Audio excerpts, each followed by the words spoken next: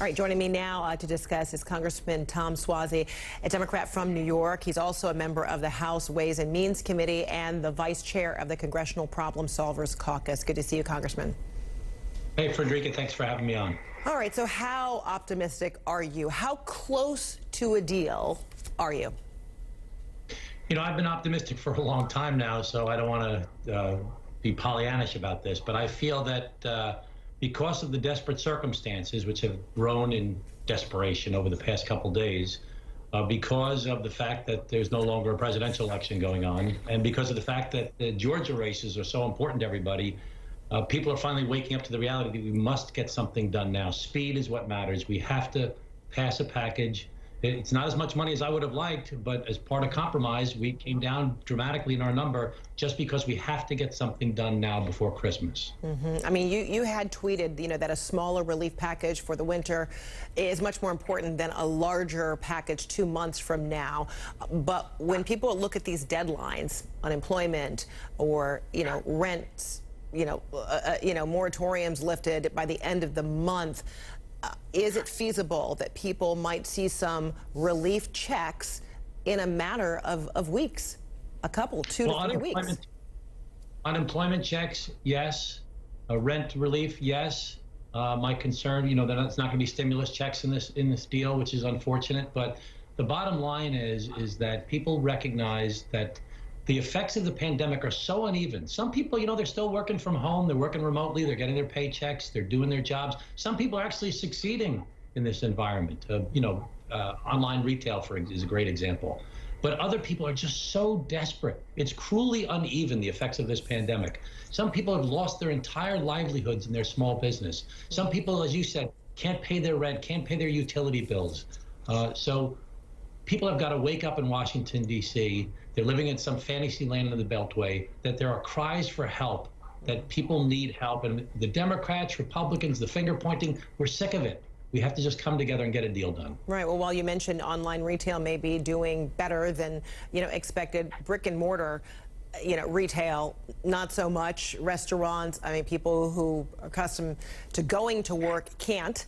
The business is not there. So can you express or give some sort of framework, an idea of what the framework for a bill might be? And might any of these details be available, even publicized perhaps by Monday?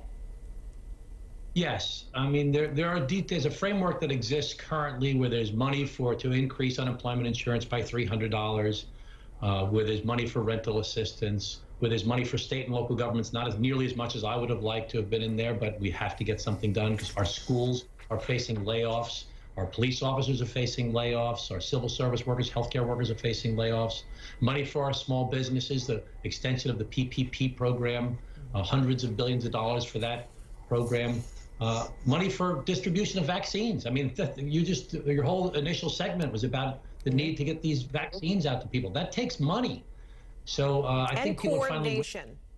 Money and coordination. And what kind of role do you see while it has been said, even Dr. Fauci reiterated it last night on CNN, that it will be up to states and localities to come up with their own prescribed distribution approaches to any kind of vaccines. But what role do you play on Capitol Hill to help offer some sort of guidepost or perhaps even put in some restrictions as this vaccine rollout is on the horizon? I think our biggest role on Capitol Hill right now is to get the money. I mean, right now, the military is preparing the distribution to the states. The states hopefully are all putting plans in place. We know that New York State is doing that effectively under Governor Cuomo. But this is not going to happen overnight. There are going to be hundreds of thousands of distributions of vaccines available for healthcare workers and vulnerable populations to begin with, but it'll take months and months before it's out to the general public. In the meanwhile, everybody's got to do a better job wearing masks and washing their hands and watching where they're standing next to people. So we still have a long winter ahead of us. We have to continue to focus on stopping the spread. There will be a great boost once we get the vaccines out there, but that's not going to happen overnight, and people can't get frustrated wishing for it to happen overnight. First, we have to continue to stop the spread. You wrote an op-ed in the New York Daily News earlier in the week in which you said even if the halls of Congress are so filled with toxic smoke that it sometimes becomes impossible for members of Congress to see their better selves, Biden has the skills to help get us through this. He will help the new Congress commit itself above all else to find common ground. So you're optimistic on that too, that by what has become a huge bipartisan divide, you see that wedge perhaps potentially shrinking with the Biden administration. What do you foresee in terms of if it continues to be a majority leader, Mitch McConnell, in the U.S. Senate? Do you see that he will have an open approach to working well with the Biden administration? Well, I think that he'll have a better relationship with Biden than people would expect. They knew each other in the Senate for a long time. But most important, Joe Biden knows what he's doing. He knows the policy, he knows the politics, he knows the people, he knows how to get things done.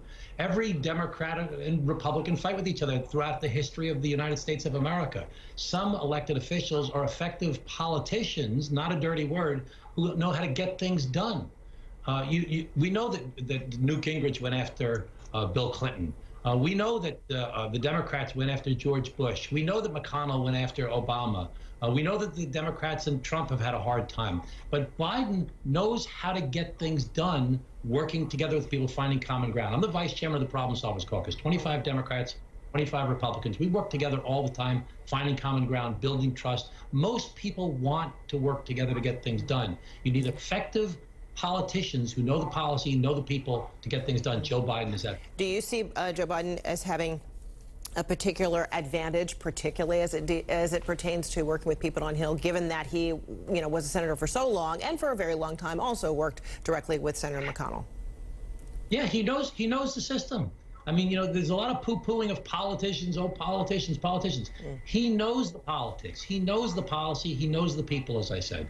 He knows how to get things over the finish line. He's got the personality. And you know what? He's not running for another office after this in the future. This is it. He's devoted his life to public service. He wants to get things done. He's going to work together to bridge that divide. I know he can do it.